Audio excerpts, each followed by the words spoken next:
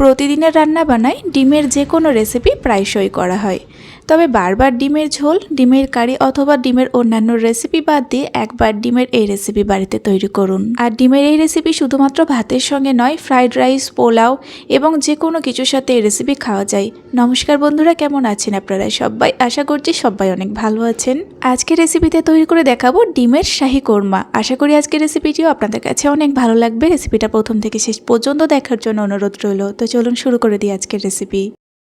আচ্ছা, ডিমের আজকের এই রেসিপি তৈরি করার জন্য আমি নিয়েছি 6 পিসের মতো সেদ্ধ করা ডিম। ডিমগুলো আমি আগে থেকে সেদ্ধ করে নিয়েছিলাম। ডিমের পরিমাণ আপনারা বাড়িয়ে নিতে পারেন, 6 পিসের জায়গায় 10 পিসও নিতে পারেন। এইবার ডিমগুলোকে একটা কাঁটা চামচের সাহায্যে হালকা করে করে একটু ছিদ্র করে দিচ্ছি। এটা করে দেওয়ার কারণে ডিমের মধ্যে সমস্ত ফ্লেভারটা ভালোভাবে যাবে আর টেস্টটা আরও বেশি ভালো লাগবে। সমস্ত ডিমগুলো ছিদ্র করে দেওয়ার পরে এখন জাস্ট এখানে অল্প করে লবণ মিশিয়ে নিচ্ছি ডিমের মধ্যে। আর ডিমের মধ্যে ভালোভাবে মাখিয়ে এখন কিছুক্ষণ এভাবে রেখে দেব ডিমটা, তাহলে অনেকটা একটু রেস্টও হয়ে যাবে আর লবণটা ভালোভাবে ডিমের মধ্যে চলে যাবে। ততক্ষণ আমি একটা স্পেশাল মশলা তৈরি করে নিচ্ছি। আর তার জন্য নিয়েছি এখানে প্রায় 12টা মতো কাজু বাদাম আর 15 পিস মতো নিয়েছি কিশমিশ, 4টে কাঁচা লঙ্কা আর নিয়েছি 4 চামচের মতো টক দই। এইবারে সমস্ত কিছুকে আমি ভালোভাবে একটুখানি ব্লেন্ড করে নেব। আর এই যে মশলাটা একদম ভালোভাবে ব্লেন্ড করে নিয়েছি, তবে ব্লেন্ড করার সময় আমি জল দিইনি।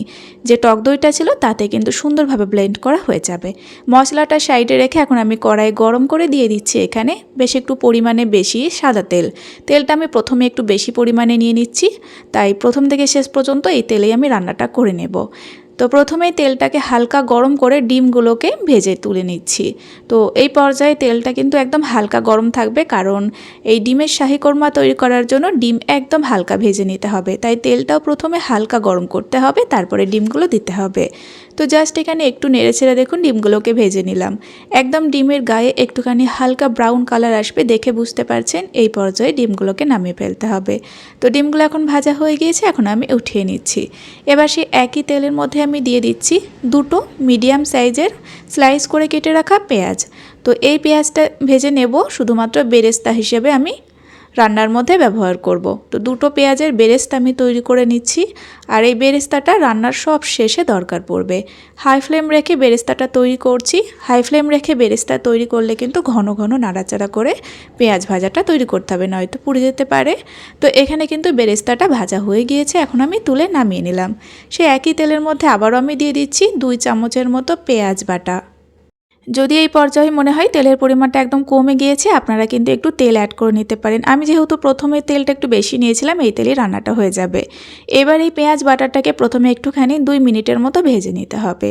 2-3 মিনিট মতো ভেজে নিলেই দেখবেন খুব সুন্দরভাবে পেঁয়াজের কাঁচা গন্ধটা চলে যাবে। সেই পর্যায়ে অ্যাড করে দিতে হবে 1 চামচ আদা বাটা, 1 চামচ রসুন বাটা আর তার সঙ্গে কিছু গোটা গরম মশলা, যেমন এখানে 2টো দারচিনি, 5টা মতো লবঙ্গ, 3টে আছে ছোটো এলাচ।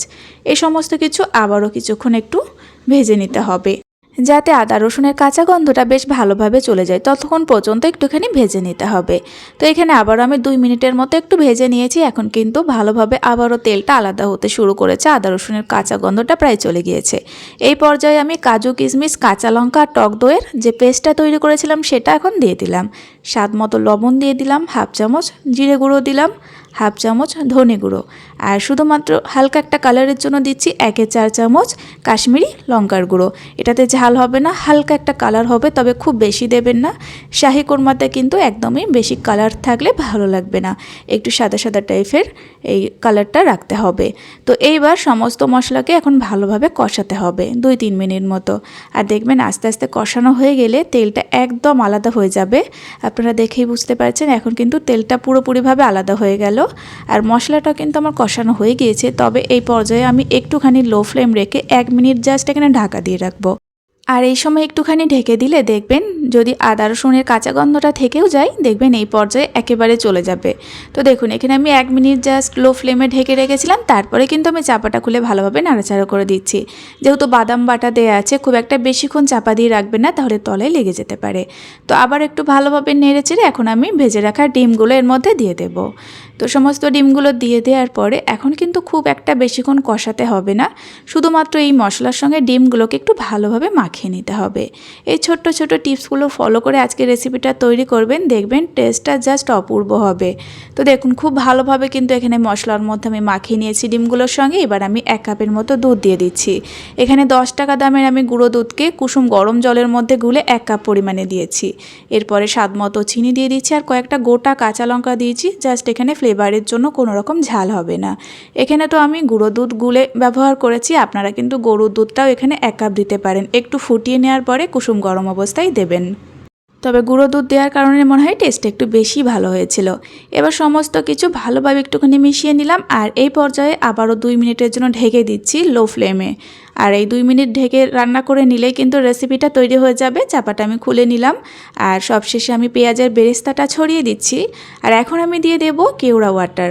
তো যেটা আমরা বিরিয়ানিতে ব্যবহার করি সেই কেওড়া জল এখানে দিচ্ছি 1 মুঠটির পরিমাণে, মোটামুটি হাফ চামচ। তো এটা একদমই স্কিপ করবেন না, কেওড়া জল আর এখানে ঘি মোটামুটি 1 চামচ পরিমাণে দিলাম। এই দুটো অবশ্যই দেবেন, তাহলে একদম ডিমের শাহী কোরমাটা পারফেক্টলি রেডি হয়ে যাবে। এবার একটু জাস্ট এখানে নেড়েচেড়ে মিশিয়ে নিলাম আর তারপরে ফ্লেমটাকে অফ করে বেশ কিছুক্ষণ একটু ঢেকে রেখে দেব। তারপরে কিন্তু আমি সার্ভ করে নিচ্ছি। তৈরি হয়ে গেল দারুণ সুস্বাদু ডিমের শাহী কোরমা। তো দেখুন কতটা সুন্দর তৈরি হয়েছে। বিশ্বাস করুন আমি তো ডিম খাওয়ার থেকে গ্রেভিটাই খেয়েছিলাম, এতটা সুন্দর গ্রেভিটা তৈরি হয়েছিল, আপনারা না বানালে কিন্তু বিশ্বাস করবেন না। ফ্রাইড রাইস, পোলাও যে কোনো কিছুর সাথে খেতে দারুণ লাগে, এমনকি ভাতের সাথে খেতেও ভীষণই ভালো লাগে। দেখুন কালার এবং টেস্ট একদম 100-এ 100% পারফেক্ট হয়েছিল। আপনারা বাড়িতে একবার এই রেসিপি দেখে তৈরি করবেন। তো বন্ধুরা আজকের রেসিপিটা আশা করি আপনাদের ভালো লেগেছে। আর যদি ভালো লেগে থাকে তাহলে একটু লাইক করে চ্যানেলটিকে সাবস্ক্রাইব করে পাশে থাকার জন্য অনুরোধ রইল। আজ এই পর্যন্তই, ফিরে আসবো নতুন রেসিপি নিয়ে। সকলে ভালো থাকবেন এবং সাবধানে থাকবেন।